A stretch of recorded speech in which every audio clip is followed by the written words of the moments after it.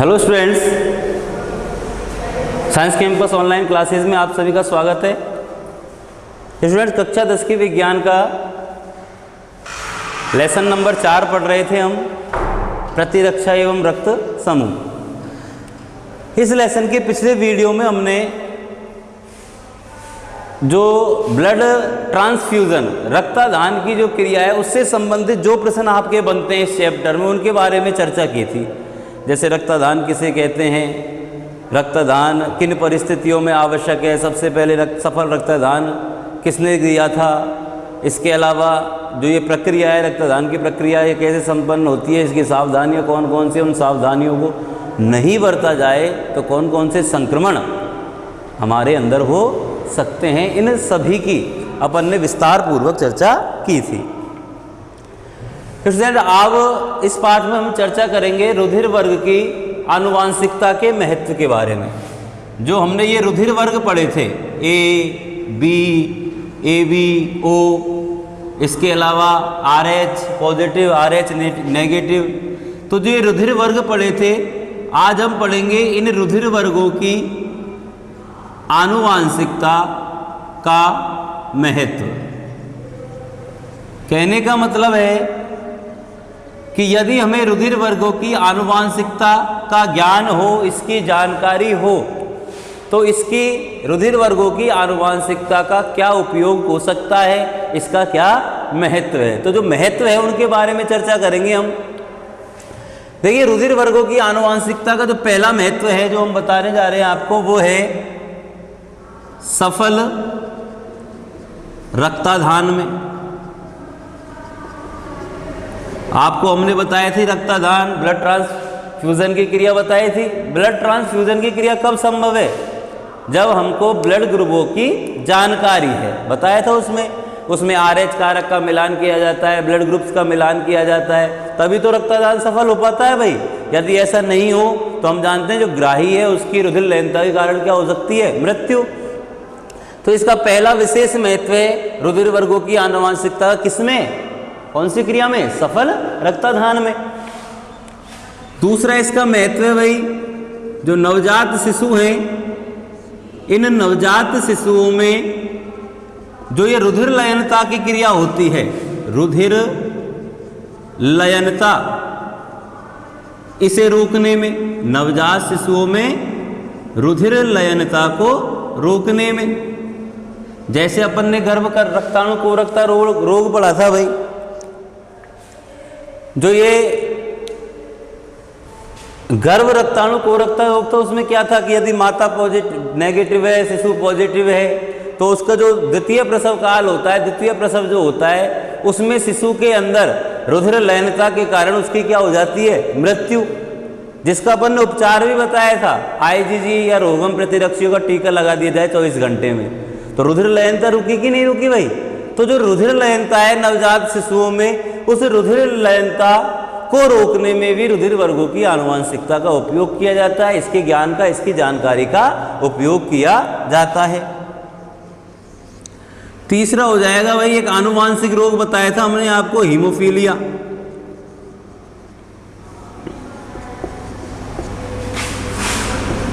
Haemophilia, जो ये haemophilia रोग होता है, जिसमें हमने बताया था क्लॉटिंग या रक्त का थक्का नहीं, ब्लड क्लॉटिंग या रक्त का थक्का नहीं बनता है रोगी के अंदर, जो कि एक आनुवांशिक रोग है। तो जो हीमोफीलिया का उपचार में भी रुधिर वर्गों की आनुवांशिकता का महत्व होता है। मतलब रुधिर वर्गों की आनुवांशिकता का उपयोग करते हुए जो हीमोफीलिया रोग है, जो कि एक आनुवांशिक रोग है, जो रक्त से संबंधित रोग है, इसका उपचार किया जाता है। 3 महत्व हो गए अपने यहाँ। और एक चौथा महत्व है भाई, पैतृकता संबंधी विवादों, पैतृकता संबंधी विवादों को हल करने में। अब ये पैतृकता संबंधी विवाद क्या है, सामान्य तरीके से समझाते हैं भाई। हॉस्पिटल है, उसमें किसी के बच्चा हुआ, कभी कभी अपन देखते हैं कि जो हॉस्पिटल नवजात शिशु, जिसमें कई सारे नवजात शिशु एक साथ जन्म लेते हैं, तो कई बार क्या होता है, उनका अदल बदल हो जाती है। देखते हैं ना भाई अपन।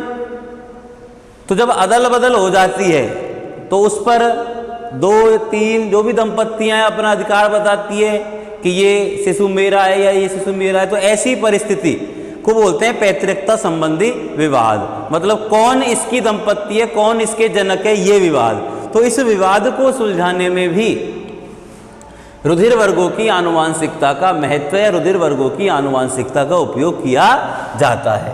तो ये 4 है भाई जो आपकी किताब में बुक में दे रखे हैं। रुधिर वर्गों की आनुवांशिकता के महत्व पूछ लिया जाए आपसे तो एक तो है सफल रक्तदान कराने में, ठीक है। दूसरा है नवजात शिशुओं में रुधिर लयनता को रोकने में, ठीक है भाई। तीसरा है आनुवांशिक रोग है हीमोफीलिया, इसके उपचार में इसका महत्व, इसका उपयोग किया जाता है। और एक है पैतृकता संबंधी विवादों को हल करने में। अब देखिए जो पैतृकता संबंधी विवाद है जिसमें हमने बताया था कि एक कोई नवजात शिशु है जिस पर 2 दंपत्तियां अपना अधिकार जता रही हों, तो इस विवाद को हल करने में इसका उपयोग किया जाता है या इसका महत्व होता है। इसे अपन उदाहरण से समझते हैं। मान लो कि एक शिशु है नवजात शिशु और रुधिर वर्गों की आनुवांशिकता का महत्व करना है इस शिशु की सही दंपत्ति बताने में। इस नवजात शिशु का ब्लड ग्रुप है भाई बी ब्लड ग्रुप वाला नवजात शिशु है। 2 दंपत्तियां हैं जिनको अपन कहते हैं दंपत्ति फर्स्ट, ये तो हो गई भाई दंपत्ति फर्स्ट और ये हो गई भाई दंपत्ति सेकंड। ये दोनों दंपत्तियां, ये भी और ये भी, इस नवजात शिशु पर अपना हक बता रही है। दोनों बता रही है कि ये इनका है। अब इसका उपयोग करते हुए अपन को इस विवाद को हल करना है कि वास्तव में ये ब्लड ग्रुप वाला नवजात शिशु किसका है। तो जब अपन को रुधिर वर्गों की आनुवांशिकता का महत्व का उपयोग करना है तो जो दंपत्तियां दोनों, इन दंपत्ति में शामिल माता और पिता के ब्लड ग्रुप का पता होना चाहिए हमें। जो ये दंपत्ति एक है इसमें जो पुरुष है उसका रक्त वर्ग दे रखा है भाई यहां O, ये इसका रक्त वर्ग है, ठीक है। अब O रक्त वर्ग का अपन जीन प्रारूप जानते हैं। यदि लिखना हो आनुवांशिकता करानी है भाई इनकी अगली पीढ़ी में कौन से ब्लड ग्रुप या कौन से विकल्पियों का स्थानांतरण हो रहा है, उसके लिए जीन प्रारूप चाहिए। और अपन जानते हैं जो ब्लड ग्रुप O होता है ये समयुग्मजी स्मॉल I जो जीन है विकल्पीय, इसका प्रभाव है, ये इसका परिणाम है। और यहां अपन ले लेते हैं स्त्री का रक्तवर्ग और स्त्री का रक्तवर्ग दे रखा है आपके A, ठीक है। और इसका जो जीन प्रारूप है वो है IA स्मॉल I, ठीक है भाई। ऐसे ही जो ये दंपत्ति भी है इसमें भी पुरुष और स्त्री का रक्तवर्ग है भाई। इसमें जो पुरुष का रक्तवर्ग है वो तो है AB और रक्तवर्ग जो AB है उसका जीन प्रारूप अपन जानते हैं क्या होता है, वो होता है IA IB, ठीक है। और जो ये स्त्री है इसका रक्तवर्ग है B जिसका जीन प्रारूप है IB स्मॉल I। ये दोनों विकल्पी हैं भाई, ये दंपत्ति एक हो गई, ये दंपत्ति दूसरी हो गई। अब हमको पता लगाना है जो संकरण, जो अपन ने मेंडल के संकरण प्रयोग करे थे उनका उपयोग करते हुए कि किस दंपत्ति के शिशु का ब्लड ग्रुप B हो सकता है। अब जिसका शिशु के अंदर B ब्लड ग्रुप स्थानांतरित होगा ये शिशु उसी दंपत्ति का हो जाएगा भाई। समझ में आ रही है ना बात। 2 दंपत्तियां हैं, 1 और 2। ये एक शिशु है जिसका ब्लड ग्रुप है भी, इस पर दोनों अपना अधिकार बता रहे हैं। अब अपन को रुधिर वर्गों की आनुवांशिकता का उपयोग करते इस विवाद को हल करना है। दंपत्ति एक में पुरुष का रक्तवर्ग है O और स्त्री का रक्तवर्ग है A, ये अपन ने इन दोनों के जीन प्रारूप लिख दी है। दंपत्ति जो सेकंड है इसमें पुरुष का रक्तवर्ग है AB और स्त्री का है B, अपन ने ये इसके जीन प्रारूप लिख दिया। अब इनकी आनुवांशिकता लेते हैं कि अगली पीढ़ी में इस दंपत्ति की जो अगली पीढ़ी बनेगी उसमें कौन कौन से रक्तवर्ग जा सकते हैं और इस दंपत्ति की अगली पीढ़ी में कौन कौन से रक्तवर्ग जा सकते हैं। तो इसके लिए अपन ये दोनों जो विकल्पी हैं इनके जीन प्रारूपों के दोनों विकल्पी अलग अलग कर लेते हैं। देखो भाई और इनको अपर में करा देते हैं क्रॉस। तो सबसे पहले अपन इसको इसके साथ क्रॉस कराते हैं, तो जो जीन प्रारूप तैयार होके आएगा संतति का वो आएगा IA। ऐसे ही इसको इससे क्रॉस करा देते हैं, तो जो जीन प्रारूप बनेगा संतति का वो आएगा समयुग्मजी i। अब इस वाले आई को भी ऐसे ही अपन इससे क्रॉस कराते हैं, तो जो संतति पीढ़ी का जीन प्रारूप बन के आएगा वो आएगा IA, और ऐसे ही इसे करा देते हैं भाई, और इसका परिणाम आएगा तुम्हारे समयुग्मजी i। ये संतति पीढ़ी के जीन प्रारूप मिल गए भैया आपको क्रॉस कराने पर।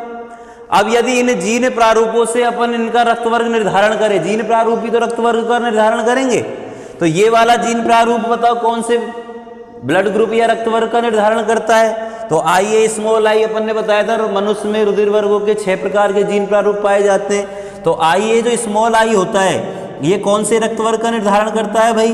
तो आप सभी को पता होगा इसके द्वारा जो रक्तवर्ग का निर्धारण होगा वो है रक्तवर्ग A। डबल i अभी हमने बताया था ये किसका परिणाम हो, इसका क्या परिणाम होगा, या ये कौन से रक्तवर्ग का निर्धारण करेगा? O का। ये A और ये O। तो संतति पीढ़ी में स्थानांतरित होने वाले जो ब्लड ग्रुप है वो आपके सामने आ गए दंपत्ति एक के, कि जो दंपत्ति एक है उसके शिशुओं में उसकी संतति जो है उसमें या तो ब्लड ग्रुप A होगा और या ब्लड ग्रुप O मतलब B नहीं होगा। ऐसे ही अपन इनका देखते हैं भाई इनकी संतति में कौन से ब्लड ग्रुप का स्थानांतरण हो सकता है। तो ये दोनों विकल्प ही अपन ने युग्मक के रूप में अलग अलग कर दिए मान लो। तो इसके तो विकल्प ही हो गए IAIB और इसका हो जाएगा IB। वही इस विकल्प को इन दोनों के साथ जोड़कर संतति पीढ़ी का जीन प्रारूप प्राप्त करते हैं। देखो भाई तो संतति पीढ़ी में जीन प्रारूप क्या होगा? IAIB। ऐसे ही इसको इसके साथ जोड़कर जीन प्रारूप बना लेते हैं, तो जीन प्रारूप आएगा IA। ठीक। अब इस वाले को इससे जोड़ो IB,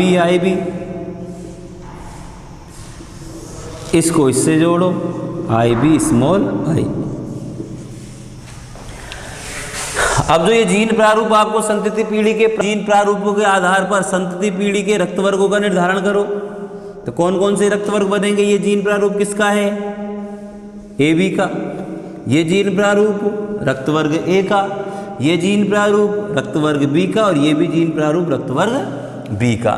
तो दूसरी जो दंपत्ति है उसकी संतति में यदि अपन देखें कौन कौन से ब्लड ग्रुप स्थानांतरित हो सकते हैं, तो उनकी संतति में AB हो सकता है, A हो सकता है और B हो सकता है।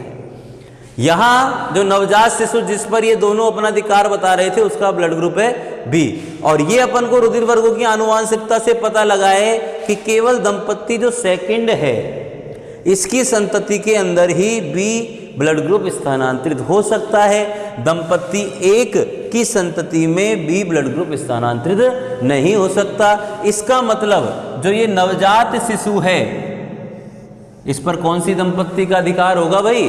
दंपत्ति सेकंड का। ठीक है, तो ये था भाई पैतृकता संबंधी विवादों को हल करने में रुधिर वर्गों की आनुवांशिकता का महत्व, और उस महत्व को अपन ने इस उदाहरण के द्वारा समझाया है। तो स्टूडेंट्स यहाँ हो गया अपना ये रुधिर वर्गों की आनुवांशिकता का महत्व। 4 महत्व याद रखने हैं आपको। नंबर 1 सफल रक्ताधान कराने में, नंबर 2 जो नवजात शिशु हैं उनके अंदर रुधिर लयनता को रोकने में, नंबर 3 आनुवांशिक रोग हीमोफीलिया के उपचार में, और नंबर 4 आपके पैतृकता संबंधी विवादों को हल करने। ठीक है भाई।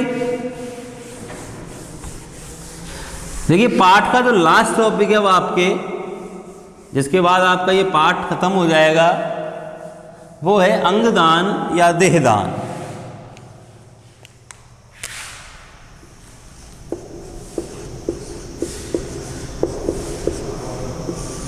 तो अंगदान क्या होता है, क्यों किया जाता है, कौन कर सकता है?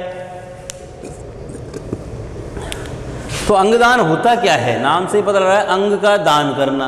कौन करेगा दान? सीधी सी बात है, कोई व्यक्ति किसी दूसरे व्यक्ति को करेगा। तो किसी व्यक्ति द्वारा किसी अन्य व्यक्ति को अपने शरीर का ऊतक या कोई अंग दान करना ही क्या कहलाता है? या अंगदान कहलाता है। किसी व्यक्ति द्वारा या एक व्यक्ति के द्वारा किसी अन्य व्यक्ति को ऊतक या कोई अंग स्थानांतरित करना या दान देना क्या कहलाता है? अंगदान। सीधी सी बात है, साफ शब्दों में, कि किसी व्यक्ति को, आपने शब्द सुना हुआ ट्रांसप्लांट, सुना है ना भाई, जिसमें हृदय ट्रांसप्लांट, किडनी ट्रांसप्लांट, सुनिए ये चीज़ आपने। तो ट्रांसप्लांट का मतलब क्या है? स्थानांतरण। एक व्यक्ति के अंग का जरूरतमंद दूसरे व्यक्ति के शरीर के अंदर स्थानांतरण, इस चीज को ही कहा जाता है अंगदान। अब अंगदान का महत्व अपन यदि देखें तो क्या महत्व है? कोई व्यक्ति मर रहा है किसी अंग की कमी की वजह से, किसी की गुर्दे खराब हो गए, किडनी खराब हो गई, उसकी किडनी काम नहीं कर रही। किडनी का क्या काम है? किडनी का काम है भाई जो यूरिन होता है उसका निर्माण, मूत्र का निर्माण। यदि वो अपना काम ढंग से नहीं करेगा तो शरीर जो ये हानिकारक तत्व जिन्हें उत्सर्जित पदार्थों के रूप में, यूरिन के रूप में बाहर निकालता है, यह क्रिया नहीं होगी। वो शरीर के अंदर उनकी सांद्रता बढ़ती जाएगी, सांद्रता बढ़ती जाएगी तो वो अन्य अंगों को, किडनी को खराब करते चल जाएंगे, जिससे आदमी क्या हो जाएगी? मृत्यु, जब किडनी खराब हो जाए। मतलब इसके अलावा भी शरीर का कोई और अंग निष्क्रिय हो जाए, काम करना बंद कर दे। तो ऐसी स्थिति में क्या है? उस व्यक्ति के जीवन को बचाने के लिए क्या किया जाता है? किसी अन्य व्यक्ति का जो अंग है उसे उसके अंदर ट्रांसप्लांट कर दिया जाता है। तो ये महत्व क्या हो गया कि अंगदान के द्वारा हम किसी जरूरतमंद व्यक्ति के जीवन को बचा सकते हैं, उसके जीवन को खुशहाल बना सकते हैं। ये क्या हो जाएगा भाई? अंगदान का महत्व हो जाएगा। क्योंकि अपन जानते हैं मरने के बाद, ये आप जानते होंगे, जो मानव शरीर होता है वो 5 भौतिक तत्वीय अवयवों से मिलकर बना होता है। कौन कौन से? जल है, अग्नि है, आकाश है, पृथ्वी है, और इसके अलावा है भाई वायु। तो हमारा शरीर इन 5 तत्वों से मिलकर बना होता है। और ये अपन सुनते आए हैं कि आदमी मृत्यु के बाद जब उसका दाह संस्कार किया जाता है तो शरीर इन 5 तत्वों के अंदर ही विलीन हो जाता है। मतलब मरने के बाद शरीर के अंगों का कोई कार्य, या जब उसको दाह संस्कार कर देते हैं तो उसके अंगों का कोई महत्व नहीं होता है, जिनसे वो शरीर मिलकर अपना बना होता है। ये जो अपना शरीर है ये इन्हीं 5 तत्वों में मिल जाता है। ऐसा सुनते आए अपन, देखते आए। तो अंगदान से क्या होगा कि हम मरने के बाद भी किसी दूसरे व्यक्ति के अंदर जिंदा रह सकते हैं। हमारा शरीर का कोई, जैसा हार्ट है, किडनी, यदि किसी दूसरे शरीर के अंदर ट्रांसप्लांट कर दी गई तो वो व्यक्ति जब तक जीवित रहेगा उसके शरीर के अंदर अपने अंग हैं। मतलब हम अपने आप को उसके अंदर जीवित रख सकते हैं और साथ ही उसके जीवन को खुशहाल बना सकते हैं, उसके जीवन को बचा सकते हैं। ये इसका महत्व है। अंगदान जो है इसे रक्तदान की तरह ही, नेत्रदान की तरह ही सात्विक श्रेणी का दान कहा जाता है। पूछ लिया जाए अंगदान जो है इसे किस श्रेणी का दान कहा गया है, तो अंगदान को सात्विक श्रेष्ठ श्रेणी का दान बताया गया है। भारतीय परंपरा के अंतर्गत, अपनी जो परंपरा है इसके अंतर्गत प्राचीन समय से ही अंगदान का महत्व रहा है, जिसका अपन उदाहरण दे सकते हैं। इंद्र का वज्र सुना होगा भैया आपने।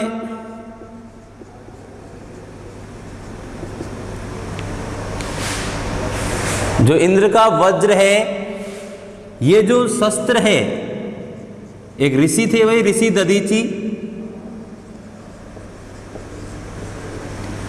इनकी हड्डियों से इंद्र का वज्र तैयार किया गया है। मतलब इसको तैयार करने के लिए ऋषि दधीची ने अपनी हड्डियों को क्या किया, दिया था भाई, दान दिया था। एक महान ऋषि थे ये, तो इन्होंने अपनी हड्डियों का दान दिया था, जिसकी उस दान से इंद्र का वज्र बनाया गया था। और इस वज्र की सहायता से कई असुरों का संहार किया गया। मतलब असुरों के संहार के लिए ऋषि दधीचि ने अपने हड्डियों का दान किया था। तो अपनी परंपरा के अंदर तो सदियों पहले से अंगदान को महत्वता दी गई है। इसके उदाहरण भी मिलते हैं। एक आता है इसमें भाई देहदान। एक चीज और है, एक नंबर का प्रश्न बन सकता है, प्रति वर्ष 13 अगस्त के दिन भाई इसके महत्व को लोगों में अंगदान की जागरूकता लाने के लिए या लोगों को अंगदान का महत्व बताने के लिए प्रति वर्ष 13 अगस्त को अंगदान दिवस मनाया जाता है। याद रखना एक नंबर का प्रश्न कि अंगदान दिवस कब मनाया जाता है। तो प्रति वर्ष 13 अगस्त को अंगदान दिवस मनाया जाता है। क्यों मनाया जाता है? लोगों में जागरूकता लाने के लिए या लोगों में अंगदान का महत्व बताने के लिए अंगदान दिवस मनाया जाता है। एक आता है भाई इसमें देहदान। तो जब पूरी की पूरी मृत देह का ही दान कर दिया जाता है तो उसे कहा जाता है देहदान। अब देहदान दो प्रमुख कारणों के कारण किया जाता है भाई। एक तो प्रमुख कारण क्या है कि एक जो मृत देह है, इस मृत देह के जितने भी अंग हैं, जैसे नेत्र है, किडनी, हार्ट, फेफड़े, लीवर और भी बहुत सारे अंग हैं, इन अंगों को कई जरूरतमंद, मतलब इन अंगों के द्वारा कई जरूरतमंद जो व्यक्ति हैं उनको देकर उनके जीवन को खुशहाल बनाया जा सकता है। मतलब एक अनुमान के अनुसार एक मृतदेह से लगभग 50 जरूरतमंद लोगों की पूर्ति की जा सकती है। तो देहदान का प्रमुख जो कारण है देहदान करने का वो ये है, एक तो कि मृतदेह में जो इतने भी ऑर्गन होते हैं, अंग होते हैं, उनके द्वारा कई जरूरतमंद जो लोग हैं उनकी मदद की जा सकती है। और दूसरा, जो डॉक्टरी की पढ़ाई करते हैं भाई, चिकित्सकीय शिक्षा ग्रहण करते हैं,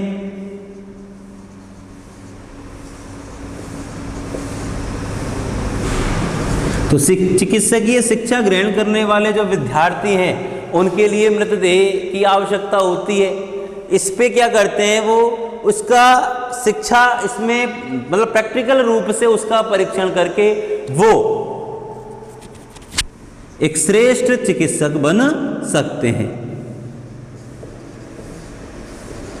मृतदेह का परीक्षण करके क्या बन सकते हैं वो, एक श्रेष्ठ चिकित्सक। तो इन दो कारणों की वजह से ही देहदान किया जाता है। देहदान के कारण लिखिए, पूछिए, दो कारण है। मृतदेह के जो अंग होते हैं उसके द्वारा कई जरूरतमंद जो लोग हैं उनकी मदद की जा सकती है। और दूसरा, चिकित्सकीय शिक्षा ग्रहण करने वाले जो विद्यार्थी हैं वो मृतदेह पर परीक्षण करके श्रेष्ठ चिकित्सक बन सकते हैं। इसके अलावा यदि हम बात करें कि जब अंगदान इतना महत्व है तो कुछ ऐसे उदाहरण, कुछ ऐसे सामाजिक व्यक्तियों की हम यहाँ बात करेंगे जिन्होंने अपनी मृत्यु के पश्चात देहदान किया था। मतलब उनकी देह का दान कर दिया गया था उनकी मृत्यु के पश्चात। इसके अपन कुछ उदाहरण पढ़ेंगे। मृत्यु के पश्चात देहदान करने वाले कौन कौन से थे भाई? मृत्यु के पश्चात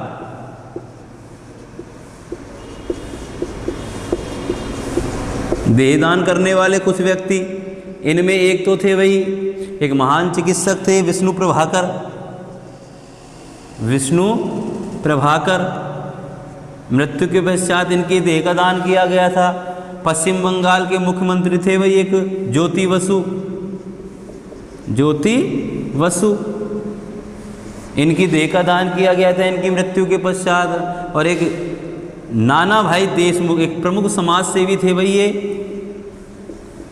जो नाना भाई देशमुख थे, इनका भी शरीर, मृत शरीर का देह का दान कर दिया गया था इनकी मृत्यु के पश्चात। ऐसे ही वर्तमान समय में भी ऐसे प्रसिद्ध विख्यात लोग हैं जिन्होंने अपने देह दान की घोषणा की है वर्तमान समय में, प्रेजेंट काल में। तो वो हैं भाई, एक जानते होंगे मशहूर क्रिकेटर है गौतम गंभीर, जो वर्तमान समय में दिल्ली से सांसद भी हैं, गौतम गंभीर। और एक इसी चैनल में इसी श्रेणी में एक है भाई साध्वी ऋतंभरा।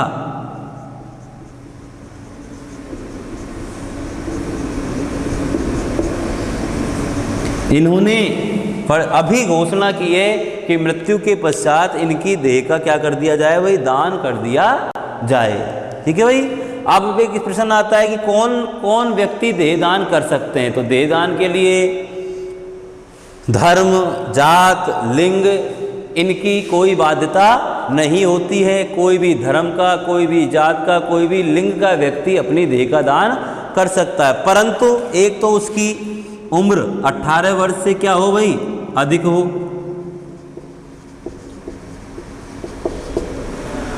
और दूसरी चीज उसके माता पिता या कानूनी अभिभावक की उपस्थिति में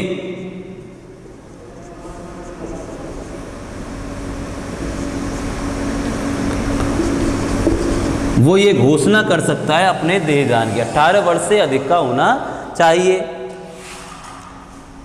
ठीक है भाई। इसके अलावा यदि मृत्यु से पहले इसकी घोषणा जो करनी पड़ती है, उसके लिए 2 गवाहों की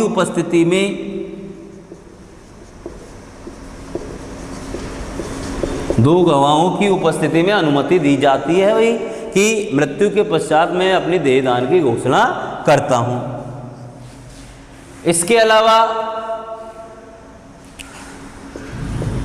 यदि मृत्यु के पश्चात, मृत्यु से पहले मान लो किसी ने देहदान की घोषणा नहीं की है, तो मृत्यु के पश्चात या तो उसके माता पिता यदि करना चाहें या अभिभावक जो हैं वो उसकी मृतदेह का क्या कर सकते हैं भाई, दान कर सकते हैं। तो कौन व्यक्ति है, कोई भी जात, लिंग, धर्म वाला व्यक्ति देहदान कर सकता है। 18 वर्ष से अधिक उसकी आयु होनी चाहिए और माता पिता या जो अभिभावक है, कानूनी अभिभावक है, उसकी अनुमति होनी चाहिए। दूसरी चीज़ कि यदि मृत्यु से पहले करनी पड़ती है घोषणा, तो इस घोषणा करने के लिए 2 गवाहों की उपस्थिति में घोषणा की जाएगी।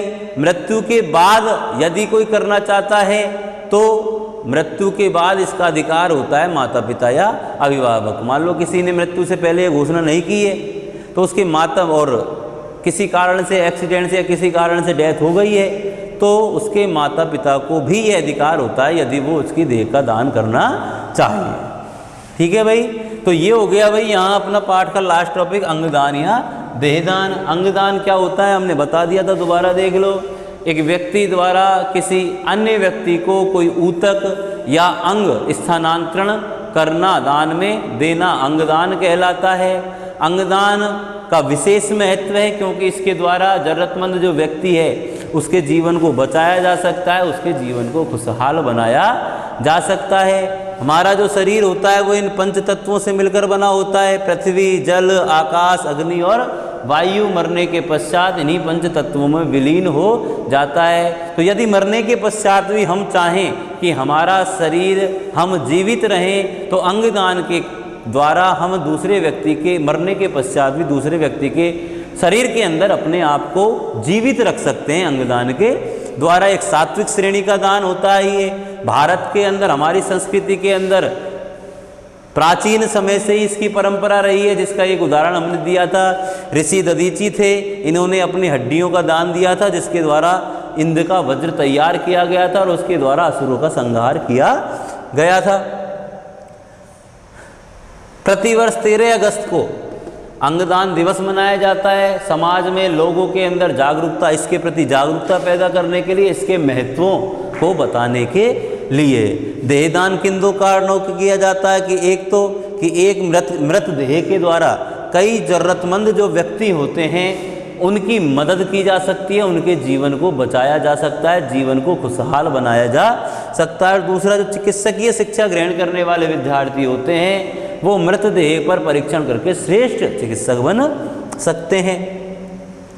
फिर इसके कुछ उदाहरण देंगे कि अंगदान या देहदान करने वाले कुछ व्यक्ति, एक जिनकी हो चुकी है, एक जिन्होंने घोषणा की है। जो कर चुके हैं उनमें उदाहरण है, प्रसिद्ध व्यक्ति साहित्यकार हैं विष्णु प्रभाकर, पश्चिम बंगाल के मुख्यमंत्री ज्योति बसु, एक समाजसेवी नानाभाई देशमुख। इन्होंने मृत्यु के पश्चात इनकी देह का क्या कर दिया गया था भाई, दान कर गया था।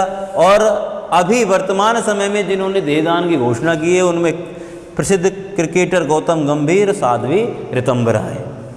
कौन अंगदान कर सकता है, तो हमने बता दिया था कोई भी जात धर्म लिंग का जो व्यक्ति है वो देहदान या अंगदान कर सकता है। इसके अलावा 18 वर्ष से अधिक आयु होनी चाहिए उसकी, माता पिता या कानूनी जो अभिभावक है उसकी अनुमति होनी चाहिए। 2 गवाहों की उपस्थिति में उसे इसकी घोषणा करनी होगी, इसकी अनुमति देनी होगी। मृत्यु के पश्चात उसके अभिभावक या माता पिता उसकी देह का दान कर सकते हैं यदि मृत्यु से पहले उसने घोषणा नहीं की हो। तो स्टूडेंट्स यहाँ अपना कक्षा 10 की विज्ञान का चैप्टर नंबर जो 4 है प्रतिरक्षा एवं रक्त समूह, ये आपका पूरा होता है। यदि इस चैप्टर से संबंधित इन जो भी अपन ने इन 7 भाग के अंदर का जिन भी टॉपिकों पर चर्चा की है, यदि उनके अंदर या फिर इस पाठ के जो आपके किताब के पीछे के अभ्यास प्रश्न दे रखे हैं उनको आप देखना। यदि उनमें आपको कोई भी परेशानी हो, किसी भी प्रश्न से संबंधित कोई दिक्कत हो तो निश्चित रूप से कमेंट बॉक्स में डालिए, अवगत कराइए किसी तरीके से। और यदि आपको ये वीडियो पसंद आया है तो लाइक कीजिए, सब्सक्राइब कीजिए, शेयर कीजिए। अगले वीडियो में लेके आएंगे फिर अपन कोई नया चैप्टर, तब तक के लिए धन्यवाद।